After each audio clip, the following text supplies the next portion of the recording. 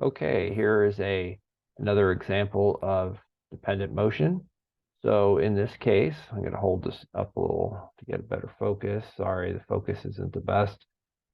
So here we have a motor down here, and it's drawing in cable, and that's subsequently going to cause A and B to move up. So we're told that and these are two separate parts. So part A says motor motor draws cable at a constant rate of 100 millimeters per second. Find velocity A, velocity B. So here we're just comparing the rate here, right there, right there.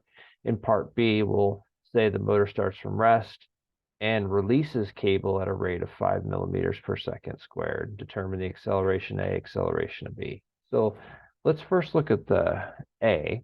Now, with all of these dependent motion problems, first thing you have to do is identify or define your position variables.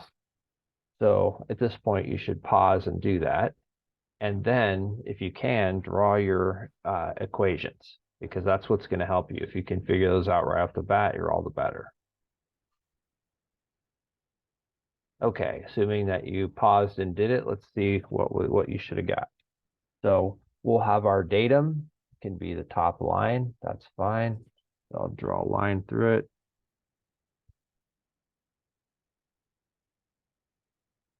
And then let's go ahead and put in our lines. So here's what we have. YA, of course, going to the A block for cable 1. Notice how we have two separate cables. So if I then define YB down to B, and then I'm defining YM for the motor because it's going that way. Now, if we look at the positive being down, then it makes sense that if positive is down, then as it goes around this pulley here, positive has to be to the right also. So make sure whenever you do these, if you do have something that goes around a corner, make sure it's consistent with the rest. So cable 1 to YA, 1, 2, plus YB equals a constant for cable 2 YB plus Y motor is a constant, because this whole cable here is one long cable. This counts as a single one. All right. So if you've got that, then you're halfway there. The rest is fairly straightforward. So we know then, if we take the time derivative, we get 2VA plus VB equals 0, and 2 acceleration A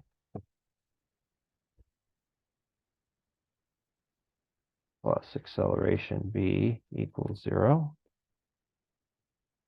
and 2VB plus V motor equals 0, and 2 acceleration B plus acceleration motor equals 0. All right.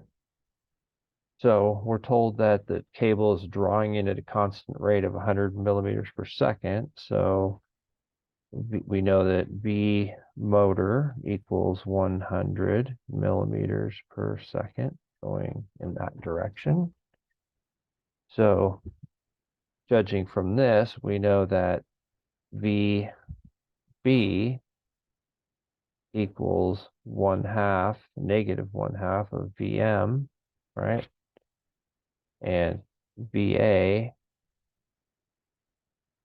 equals negative one half of VB. So effectively, if we plug 100 into here, we get VB equal to negative 50 millimeters per second, or going up, which equates to VA equaling to, if we plug negative 50 into there, we get a positive. So we get 25 millimeters per second, or going down. Okay. So all we needed for that first part were these two relationships, which are fairly easy to see, I think. All right. So far, so good.